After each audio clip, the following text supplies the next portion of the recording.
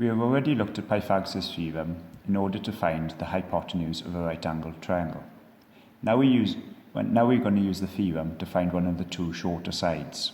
Notice I use the word shorter, not the shortest, but one of the two shorter sides. First of all, label a triangle like we've done before. Here's our right angle, and it still points at the longest side, which is the hypotenuse. Let's call that side H. Now, the other two shorter sides, we're going to label A and B. It doesn't matter which way around you do this, but we tend to label one we want to find A, and then the other side B. Now we must think about rearranging the formula for Pythagoras' theorem. The formula we've already used is H squared equals A squared plus B squared.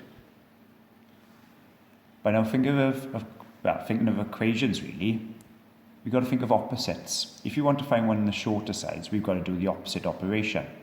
So if we rearrange that formula to find A, remember the opposite of addition is subtraction.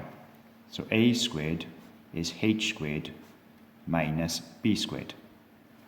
So when we found the hypotenuse, we added. When we want to find a shorter side, we take away. Let's fill in what we know. So A squared equals 5 squared minus 4 squared. You can put that into a calculator to work that out, but that would be 25 take away 16, which is 9.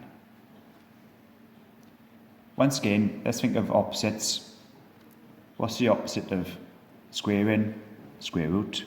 So A equals the square root of 9, which is 3 meters in this case. We have now found one of the shorter sides of a right angle triangle using Pythagoras' theorem.